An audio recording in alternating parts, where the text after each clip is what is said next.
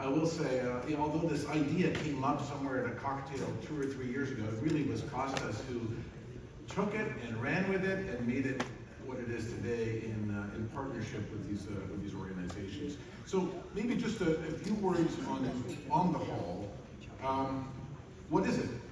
It's a new vehicle really to honor outstanding leaders who have made a lasting positive impact on the global air transport industry.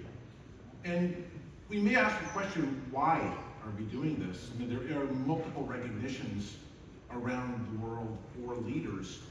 I'll cite comments by the 3 partners as to the why. As Angela indicates here, there are different award ceremonies, regional Hall of Fames, etc. But there's actually no global Hall of Fame for civil aviation. So that's what this is. This is an attempt to recognize those that have had an impact, a positive, lasting, major impact on the industry at the global level.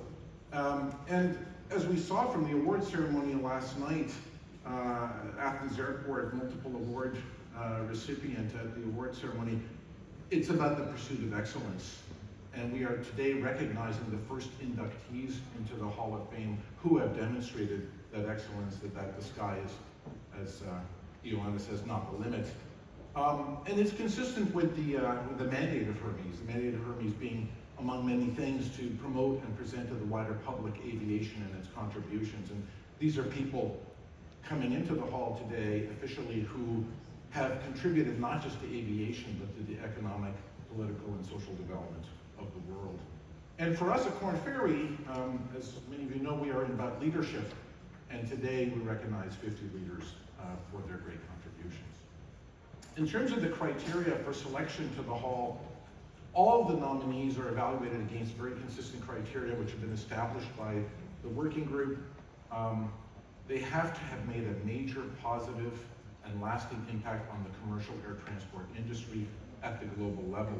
And in doing so, have fundamentally changed or improved the industry for all stakeholders. The inductees can either be living or deceased, and we'll talk in a minute about that. So we have captured the first 50 inductees in this wonderful booklet that has been prepared by Hermes and with the support of Athens Airport. We thank you for that. The booklet is available at the Athens Airport booth if you wish to pick one up. There are 50 inductees profiled in the book. You saw some of the profiles scrolling by a few minutes ago. All of them meet the criteria that I just described. And you might think, oh gee, we had to struggle to find 50 people to put in the book. It was the reverse problem. We had to hold many back. And think about the committee must have reviewed 80, 90, 100. So there are many more to come, but we selected the 50 who, in the judgment of the committee, most represented the pioneers of the industry. And they're a very diverse group. They include people like Bessie Coleman, who was the first female African-American pilot.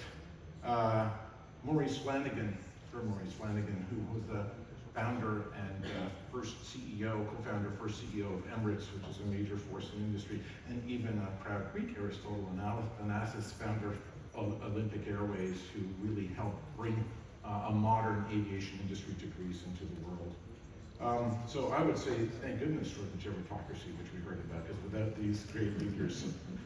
The question I think maybe is, who among you will be featured in the future selections for the hall?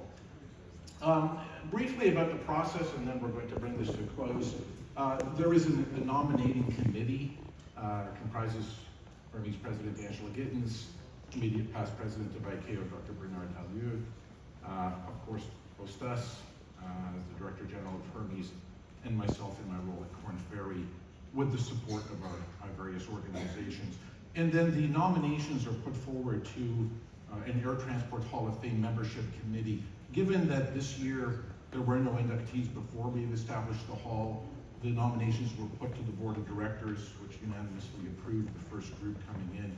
Once there's a sufficiently large number of living inductees, those inductees will create effectively a committee of themselves, if you will, to review the nominations put forward by the nominating committee. And we're expecting 8 to 10 or so nominations each year, and going forward, 4 to 5 new inductees will be brought into the hall. And although we made it a requirement that the first 50 be deceased, going forward, that won't be the case. So please provide the leadership so we can consider you. I know some of you are dying to get into the hall. Please don't do so today. So lastly is, today, I mean, it actually was announced in December, if I'm not mistaken, in Chicago about the creation or the establishment of the hall, but it wasn't really till today that it became a real reality. First with the important booklet.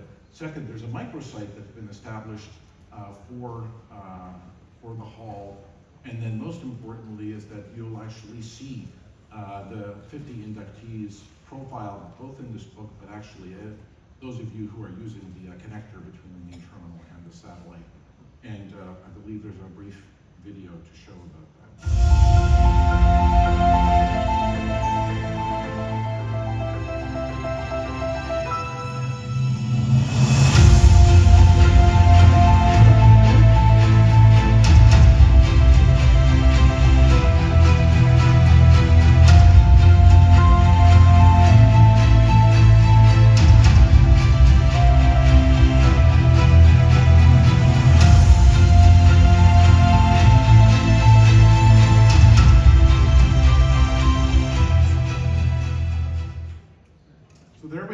It's real, and we're honored to be a part of it. So I really do want to thank our partners here. Of course, Hermes, this is a Hermes initiative. Kostas, you're a tremendous drive to move this forward, and Angela as the chair. Athens Airport did incredible work.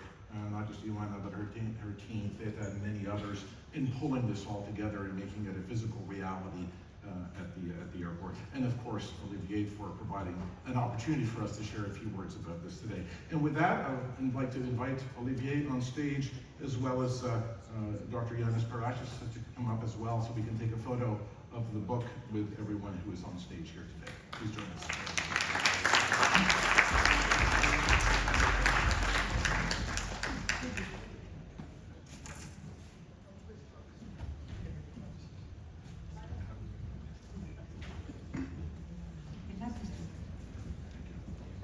Please,